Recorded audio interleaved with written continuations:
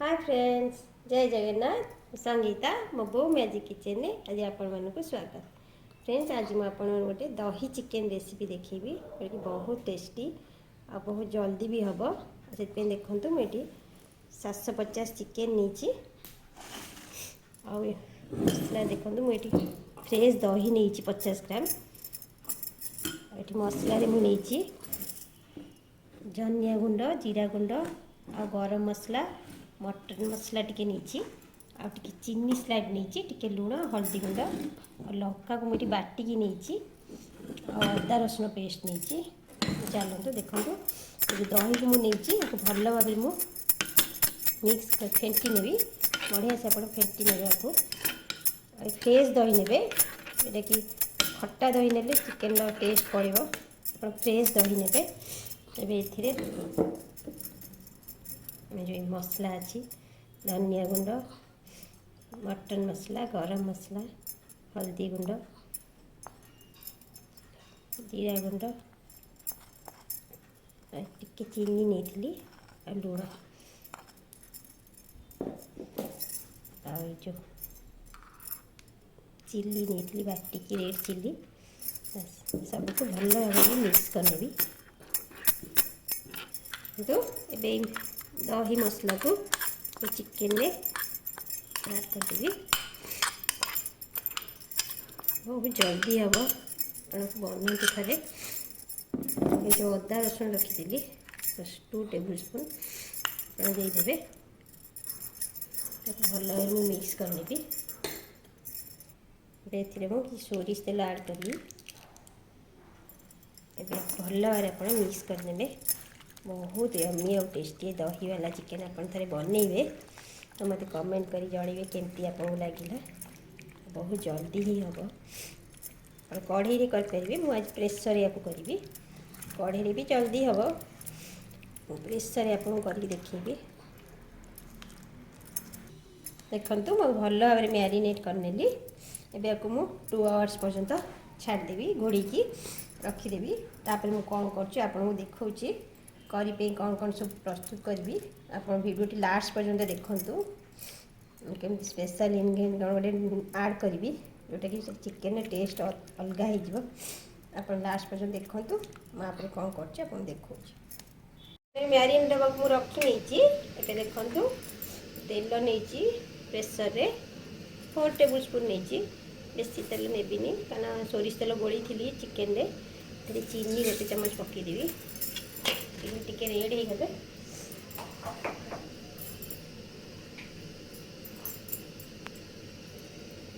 चीनी लाल हो गला। मुझे तेजपत्ता शुखला लंका और गोटा मसला मुझे दालचीनी, अलैच, लवंग, गोलमरिच, गुजरात पकईदेवी। मुझे कटा पियाज चार्टा बड़ पिज मुझे काटिकी नहीं आप चिकेन अनुसार देखिए ने पिज तो भल भाव रेड हाँ भाजपे देखो पिज तो भल भाव रेड हाँ पर्यटन भाजी पिज भी हो गला। मुझे अदा रसुण पेस्ट पकईदेवी।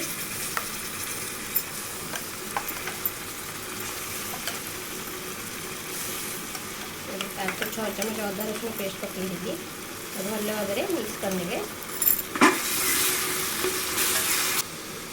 ये मसला हल्दी गुंड पकई आज मसला टी पकईदेवी और टी लुण पकईबी। ये तरकारी लुण देदेवी। मुझे मसला पकई चिकेन गोली रखी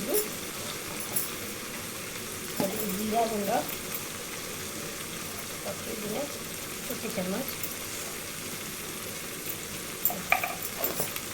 ये लंका बाटी रखी मुझे गोटे चम्मच पकईदी।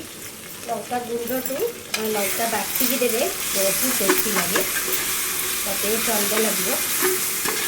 भल भाव मिक्स करदे। तड़का पहले आप पानी देदेवे पानी देकी भल भाव मसला कषि ने। टमाटर पकईबिनी कारण दही दही वाला चिकेन टमाटर टोटाल पकईबिनी। मसला को 4-5 मिनट भल से कषि ने। देखो मसला भी मोर हो गला बढ़िया से तेल बाहर साइड ये मैरिनेट करी रखी 2 आवर्स चिकेन को बेथरे मु पकईदेवी पकईकि आप भल भाव में कषि ने भल भाव आप कषि ने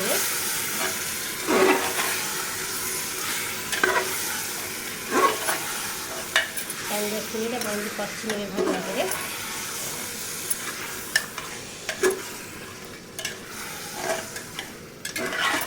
देखो 15 मिनट कषिले साइड देखो सब तेल बाहरी दहीटा भल भाव में चिकेन पूरा मिक्स हो चिकेन भी मोर सीझीगला अल्प सीझ सिक्रेट इनग्रेडिएंट ऐड कर गुआ घी देवी जोटा कि फ्लेवर बढ़ेगा आगे लंका गुटा ये लंका गुटा मुझे घरे बनई बेसी राग नुह तो भल भाव में 5 मिनट मुझे कषिदेवी बहुत टेस्टी लगे आप बनातु आ घीर फ्लेवर एत बढ़िया लगे दही फ्लेवर और घी फ्लेवर खाइले ही आ टेस्ट जानीपारे देखो मैं बढ़िया से कषिगला मुझे आलू जो भाजिकी रखी सोरिष तेल पकईदेवी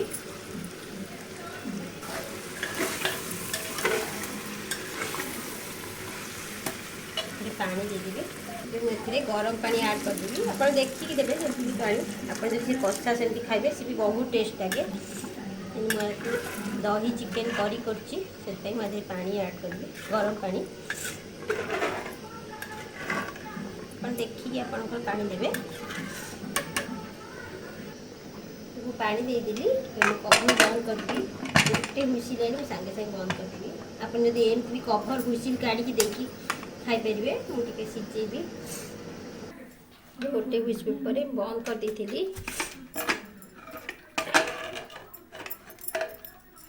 देखो चिकेन रेडी हो सीझी तो जाइए बढ़िया से मुझे झोल रखी आप चाहिए ग्रेवी कम रखिपारे आप सर्व कर देखिए मुझे धनिया पत्र ऐड करदेवी और बढ़िया बास्ना हो जो दहीर घी पकई तार बास्ना गोटे अलग आप खाइले टेस्ट कले जानीपारे आप सर्व कर देखा देखो मो दही आ चिकेन करी रेडी होगा आप टेस्ट कले ही जानीपारे केते यम्मी और टेस्टी होती आपन रेसिपी भल लगी मत कमेंट करी जनइबे और मो वीडियो को लाइक शेयर सब्सक्राइब करिए भूलिबेनी। रहूची धन्यवाद।